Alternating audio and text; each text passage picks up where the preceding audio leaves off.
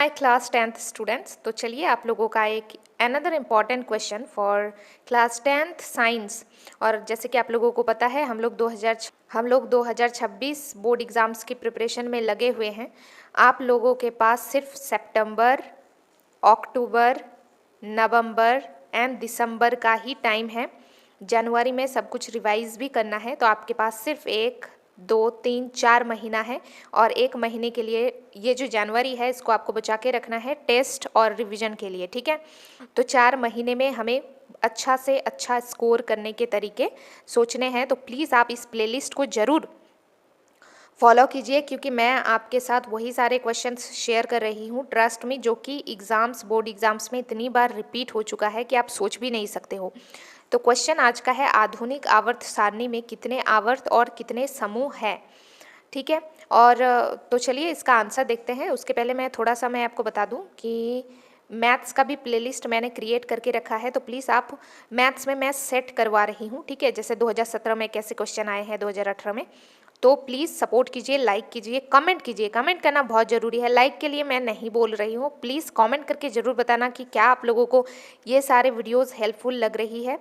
इसके पहले भी मैंने साइंस के काफ़ी सारे इंपॉर्टेंट क्वेश्चंस जो है डिस्कस किया है, उसके लिए आप डिस्क्रिप्शन बॉक्स चेक कीजिए। दूसरी चीज़ की साइंस का प्लेलिस्ट देखने के लिए भी आप डिस्क्रिप्शन बॉक्स चेकआउट कर सकते हैं। तो चलिए स्टार्ट करते हैं, और चैनल को ऑफकोर्स से सब्सक्राइब कर लेना है आपको। देखिए, आधुनिक आवर्त सारणी में कितने आवर्त और कितने समूह होते हैं। तो आधुनिक आवर्त सारणी में 7 आवर्त तथा 1 से लेकर 7 तक, ठीक है। तथा इसके बाद शून्य जो है जीरो समूह को मिलाकर कुल 9 वर्गों की 18 लंब कतारें होती है। समझ में आया? तो इसका मतलब आवर्त सारणी में कितने आवर्त है? 7, और समूह कितने हैं? 18, ठीक। ये पूछा गया था 2017 में।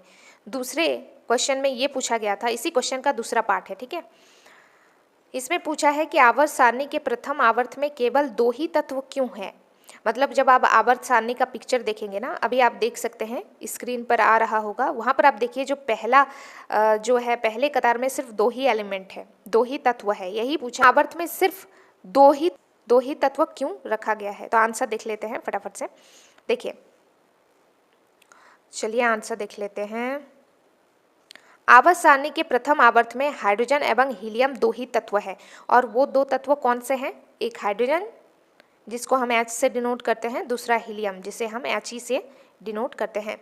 2 ही तत्व है क्योंकि प्रथम आवर्त में केवल 1 इलेक्ट्रॉन कोश होता है, जिसमें केवल 2 इलेक्ट्रॉन रह सकते हैं। इसका मीनिंग क्या है? देखिए, इलेक्ट्रॉन कोश होते हैं, ठीक है। जैसे ये है इलेक्ट्रॉन कोश, इसके अंदर जो है सिर्फ हम लोग 2 ही इलेक्ट्रॉन भर सकते हैं, ऐसे, ठीक है। तो इसकी वजह से जो है हाइड्रोजन और हीलियम को जो है ये फर्स्ट आवर्त में रखा गया है, ठीक है। क्योंकि प्रथम आवर्त में केवल 1 इलेक्ट्रॉन कोश होता है, जिसमें केवल 2 ही इलेक्ट्रॉन रह सकते हैं। हाइड्रोजन के अंतिम कक्ष में केवल 1 इलेक्ट्रॉन होता है, जबकि हीलियम के अंतिम कक्ष में केवल 2 इलेक्ट्रॉन होते हैं, ठीक है जी। थोड़ा सा मैं आपको बता देती हूँ कि जो हाइड्रोजन है हमारा, इसका इलेक्ट्रॉन परमाणु संख्या कितनी होती है? 1, ठीक है। हीलियम का क्या होता है मैं बता दूँ, 2। तो परमाणु संख्या मतलब 1 ही इलेक्ट्रॉन है, इसमें 2 इलेक्ट्रॉन है। और हमारे पास प्रथम आवर्त में सिर्फ 1 बॉक्स है, जिसमें हम सिर्फ 2 ही इलेक्ट्रॉन भर सकते हैं।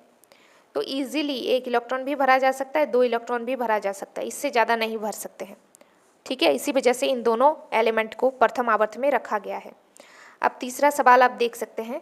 तीसरा सवाल है, हमारे को बोला गया है कि निम्न रासायनिक समीकरणों को संतुलित कीजिए। ये भी क्वेश्चन में आएगा, और अब पूछा भी गया था और भविष्य में पूछा भी जाएगा।